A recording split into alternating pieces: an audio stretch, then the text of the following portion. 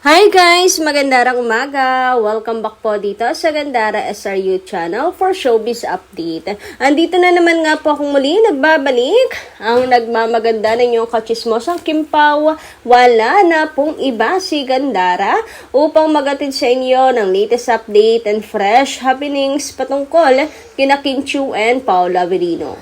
And para po sa umagang ito, ang tatalakayin natin at pag-uusapan ay ang panghahanas ng ilan kay Kim Chiu dahil meron na naman nga siyang project which is napakaganda pa.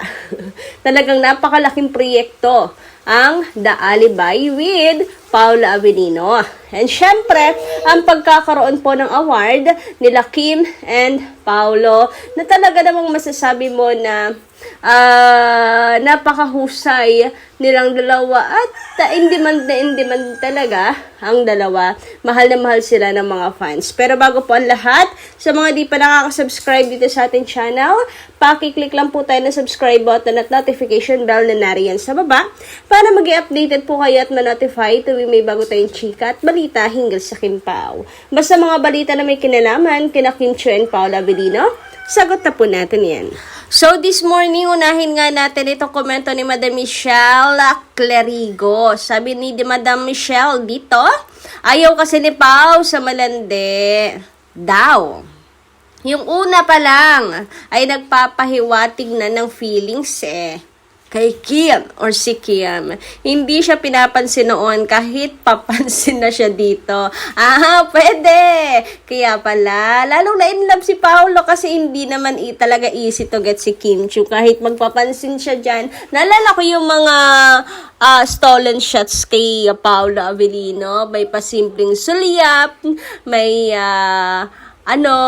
simpleng care, di ba? No, minsang muntik matumba si Kim. Andun agad for the salo, agad ang Paolo Avellino. Grabe nga naman yun.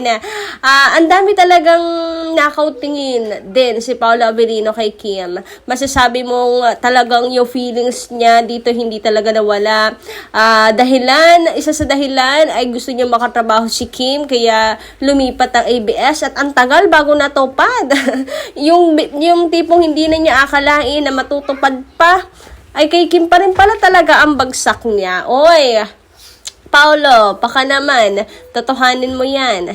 Kay Kim talaga ang bagsak. Huwag nang lumipat sa kung sino-sino, ha? Charot. Para kay Kim ka lang, Pero, puwera biro, sa energy pa lang naman ni Paolo Avellino, sa itsura pa lang naman niya, sa personality pa lamang niya, alam mo na kung ano yung mga tipo niya.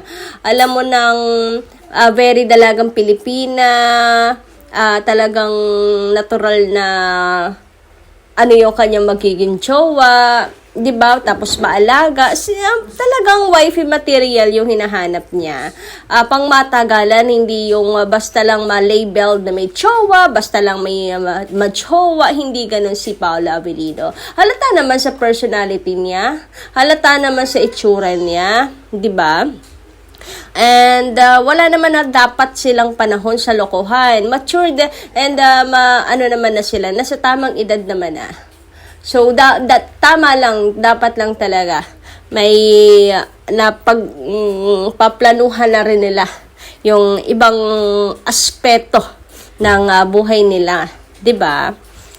Uy, kung saan na napunta agad. Anyway, waging-wagi nga po ang Paolo Avellino at Kim Chiu na yarn na hanggang 2025 inaangkin pa rin po talaga nila. Nagniningning ang mga bituin ngayong gabi na itinanghal ng Guillermo Memorial Scholarship Foundation ang mga nagwagi sa 53rd Box Office Entertainment Awards 2025. Itinanghal na Phenomenal Box Office Queen King and Queen, sina Catherine Bernardo at Alden Richards, and most popular love team naman, sina Kim Chiu and Paolo Avellino. Abangan na ang Granding Awards Night ngayong araw, June 28, nung June 28 pa po pala ito. And eto nga, Kim Chiu and Paolo Avellino, most popular love team of Philippine entertainment. Ang dami kasi nagmamahal talaga kina Kim and Paolo, and they deserve it.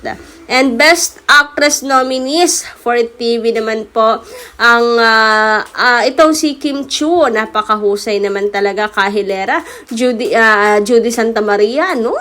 Eto pa, maraming salamat. Ito nga, most popular love team, post ni Kim Chiu, ayan. Maraming salamat daw po for these recognitions. Ngayon lang natin na-upload. Pero guys, very thankful din po tayo sa mga nare-receive ng awards ng Kim Pao kasi tunay naman talagang deserve nila to. Even Paolo Avellino guys, post din patungkol dito, and isang malaking supalpal ito kasi guys, kahit anong awards pa yan, na nominees pa si Kimi bilang Best Actress, malaking supalpal ito sa mga bashers ni Kim Chuway. Kasi ang dami nagsasabi na kaya lang po may projects pa rin si Kim Chu, kaya hindi nawawala ay dahil bata siya ni Direk Loren. And alam nyo, yung salitang bata ni Direk Loren, may mali siya yun sa kanila. Sinasabi nilang may relasyon, ganyan, etc. Kaya si Kim talagang effortless daw, kahit hindi naman deserve. And this time nga, may project na naman, hindi daw ibigay naman sa iba. Guys, ang tagal din kaya nawala ni Kimi sa drama, ha? Kababalik niya lang nun linlang, and hindi niya kasalanan yon kung naging mabenta, at ngayon nagsusunod-sunod ulit yung project nila. Kaya sorry na lamang kayo, dahil deserve talaga ng Kim Pao ni Kim Chu yung kanyang blessings, yung kanyang series ngayon na napakaganda, napakalaking proyekto, The Alibi, and pinapatunayan niya ni Paolo Avellino kasi hindi po dahil lang doon sinasabi nila mga ini-issue nila kay Kim Chiu, but because magaling talaga si Kim, may pinanggagalingan kung bakit siya na naman, napakahusay naman talaga, may mga awards na natatanggap, etc. Bongga si Kimi. Kaya kung ano man yung mga hanas nyo dyan sa buhay kay Kim Chiu, sorry na lang po kayo. Samantala, sabi naman dito ni Madam Mila Carillo sa kanyang komento, tama yan, Ma'am Gandara. Nagsusuportahan sila ni Kim Pao, or ang Kim Pao, sila Kim and Paolo, para ang basher, manahimik na sila. Puro paninira sila sa Kim Pao. Para bang naiinggit or inggit ang umiiral sa basher. Wala na silang magawa sa buhay. Kaya Ma'am Gandara, nakakainis lang sila kapag naririnig namin ang kasiraan na aming idol. Iniiwasan ko na lang basahin. Ma'am Gandara, wag na natin pansinin ng mga basher, basta masaya ang Kim Pao, masaya na rin kami. Mga fan na solid senior, laging tapat na lang tayo. Good luck, love always, fan solid Kim Pao. Ganun naman talaga dapat. Kung ayaw nyo nang na-stress, di iwas. Pero guys, kung may pagkakataon tayo, lalo na kung below the belt na po yung sinasabi, pwede nating ipagtanggol sila Kim and Paolo. Kagaya na ginagawa ko, pero once ko lang naman siya ginagawa. Kapag paulit-ulit na, ay may saltik na talaga sila kapag hindi sila marunong makinig. Ganun siya. So, about naman sa kung hindi nyo kaya, iwas na nga lang din. Pero meron din po ibang Kim Pao fan na kayang-kayang harapin ang mga yan. Puksaan kung puksaan ang peg.